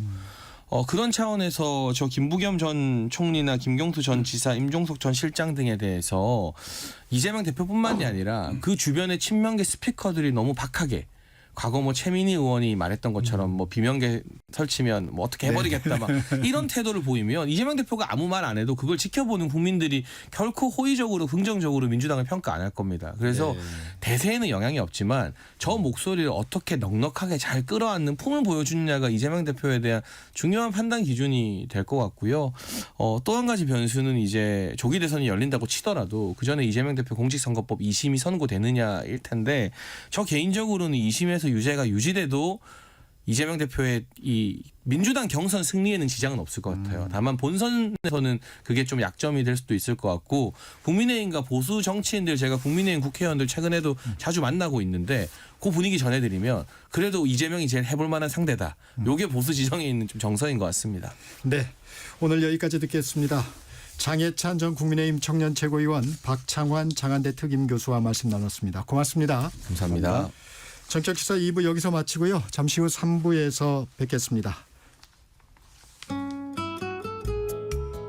최대를 보였던 출근 정체는 서서히 풀려가고 있습니다. 경부고속도로 서울 방면으로는 먼저 기흥에서 수원 사이로 정체고요. 더 가서 죽전 휴게소 부근 5차로에서는 고장난 버스를 처리하고 있습니다. 이후로는 달래내곡에부터 반포 사이로 속도 줄여 지납니다. 반대 부산 쪽으로는 반포부터 서초 사이와 신갈분기점에서 수원 사이로 정체되고 이후 영남권 칠곡 휴게소 부근에서는 3, 4차로를 막고 낙하물을 처리하고 있습니다. 제2경인고속도로 성남 쪽으로 남동 부근 2차로에서도 고장난 차를 처리하고 있어서 하객분기점부터 정체도 심해졌습니다. 서울시내 동부간선도로 의정부 쪽으로 중랑교 부근에서는 사고가 났는데요. 3차로를 막고 사고를 처리하고 있어서 장안교부터 속도 줄여 지납니다. KBS 교통정보센터에서 김민희였습니다.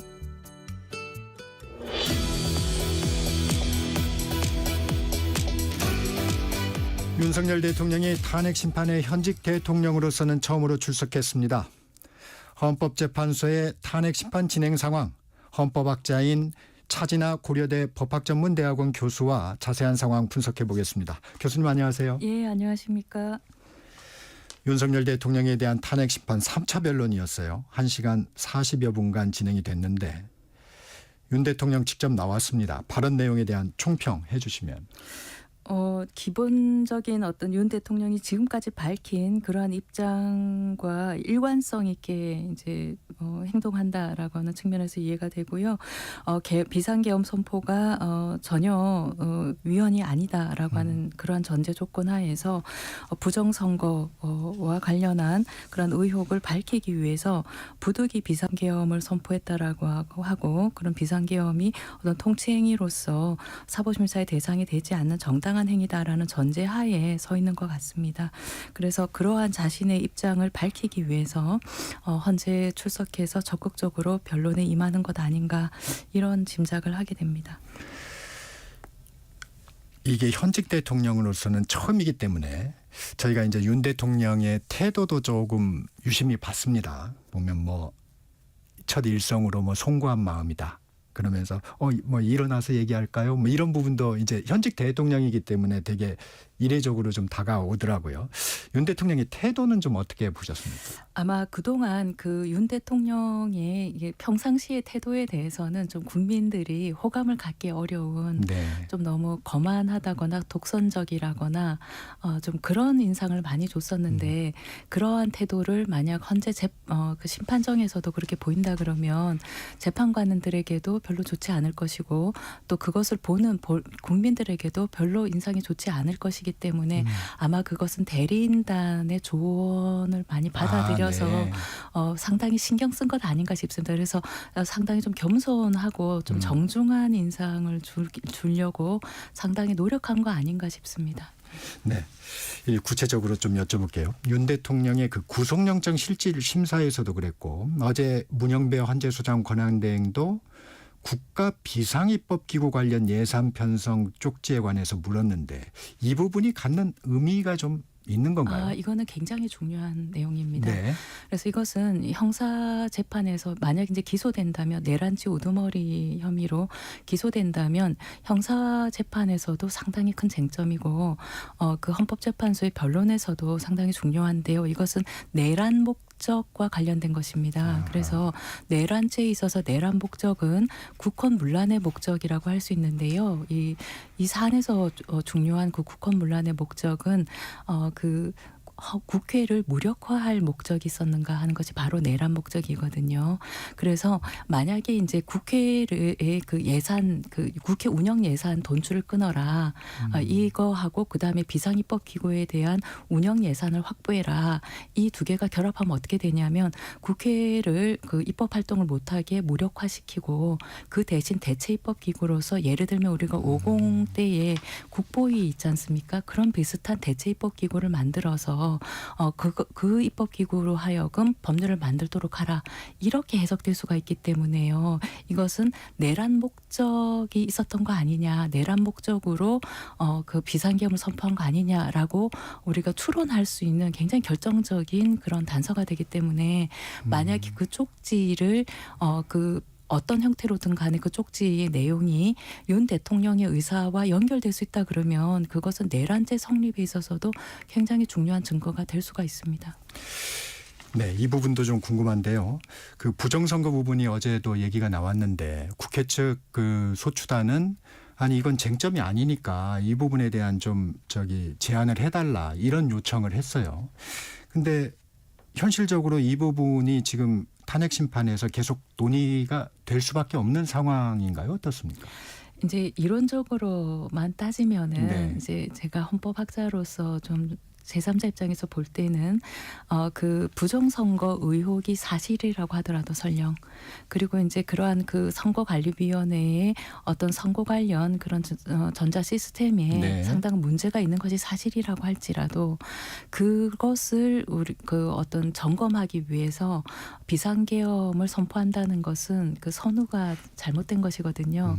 목적과 수단이 잘못된 것이라서 비상계엄 선포의 발령 요건을 정당화 인정하기가 어렵습니다. 만약 그러한 주장이 사실이라 하더라도 전시사변 또는 이에 준하는 비상사태에 있어서만 우리가 비상계엄을 선포할 수 있는데 그러한 요건에 충족된다고 보기가 어렵거든요.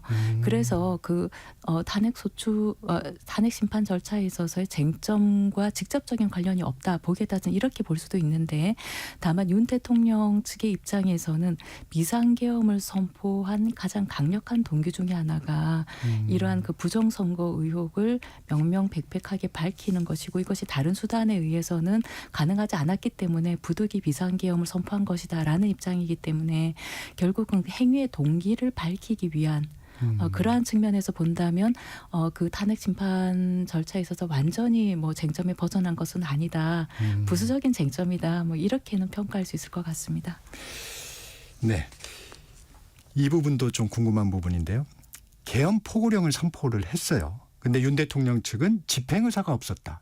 이게 받아들여질 수가 있을까요? 포고령이 선포가 됐는데. 그러니까 이게 이제 상당히 중요한 쟁점이고 네. 듣기에 따라서는 뭐지 이게 집행할 의사 없이 왜 계엄 포고령을 선포하는가 이제 굉장히 설득력 없게 들리기도 하고 네. 좀 듣기에 따라서는 좀 무책임하게 들릴 수도 있는데요. 또 듣기에 따라서는 그랬을 수도 있겠다라고 듣는 분도 계실 것 같습니다. 왜 그러냐면 이제 그 계엄 포고령 안의 내용에 따라 다른데 예를 들어 이제 제일 문제되는 것은 특히 내란죄 성립과 관련해서 제일 중요한 내용이 그 계엄 포고령 1호 1조 네. 그 국회의 일체의 정치 활동을 금하는 부분이 네. 바로 이제 국회를 무력화할 목적, 즉 내란 목적이 있었던가 하는 것과 직결되는 거거든요. 그래서 이제 그 국회를 완전히 무력화할 그런 목적은 없었고 국회 불법적인 그런 활동만을 금지하기 위해서 그런 계엄 포고령 1조에 국회 정치 활동을 금지하는 부분을 넣은 것이고 사실상 그 다 집행할 의사는 없었다. 이제 이렇게 변수하는 것인데 특히 이제 그 언론 검열 통제에 관련한 네. 그 조항은 사실상 이제 집행을 전혀 하지 않았고 네. 집행을 할 의도가 있었다고 이제 추단할 만한 다른 물증도 없기는 합니다. 뭐 하면서 언론에 대해서 일제 통제를 위한 그렇죠. 시도는 안 했으니까 네. 그 조항은 그렇건데 예를 들어 이제 그 전공의들 파업에 이제 그만두고 복귀하고 하라 그리고 그 복귀 명령에 응하지 않으면 처단하겠다 이제 이러한 조항을 새로 넣은 것은 또 그 조항은 또 집행할 의사가 있었던 것 아닌가 이렇게 생각되기도 하거든요. 그래서 그 부분도 앞으로 계속적으로 쟁점이 될 것 같습니다. 예. 서부지법 폭동 사태 얘기로 좀 넘어가 보겠습니다. 이 법원이 무법천지가 됐습니다. 이 사태는 좀 어떻게 보셨습니까? 그것은 그 사법부의 독립에 대한 굉장히 중대한 도전이고 이것은 법치주의의 근간을 훼손하는 중대한 범죄다 이렇게 평가할 수 있습니다. 그래서 우리가 이제 뭐 폭력 집회 이런 것은 어떠한 경우에도 허용될 수 없습니다만 특히 그 법관이 어떠한 재판을 하고 나서 그러한 재판 내용이 마음에 들지 않는다라고 해서 법관의 신변에 대해서 직접적인 위협을 가하고 그리고 그 법관이 소속한 법원에 대해서 폭력적인 수단을 이용해서 어떤 폭행하거나 손괴하는 행위를 한 것은 이것은 이 법원의 어떤 독립선 즉 사법부의 독립에 대한 직접적인 그런 물리적인 위해를 가하는 거거든요. 이것은 어떠한 경우에도 용납돼서는 안 될 것입니다. 만약 이러한 행위가 용납된다면 우리가 불법천지, 무법천지가 되는 것이거든요. 결국은 재판에 대해서 마음에 안 들면 다 폭력적인 수단으로 뒤집어 엎으면 된다. 이렇게 되기 때문에요. 그렇다 그럼 나라가 존립할 수가 있겠습니까? 그래서 이것은 굉장히 심각한 범죄이고 이것은 엄단해야 된다고 생각합니다. 그 폭력에 대한 엄단은 국민 모두가 다 동의를 하는데 예. 사법부가 신뢰를 좀 잃고 있지 않느냐 이런 지적도 좀 있어요. 예, 그런 부분도 상당히 공감 가는 지적인데요.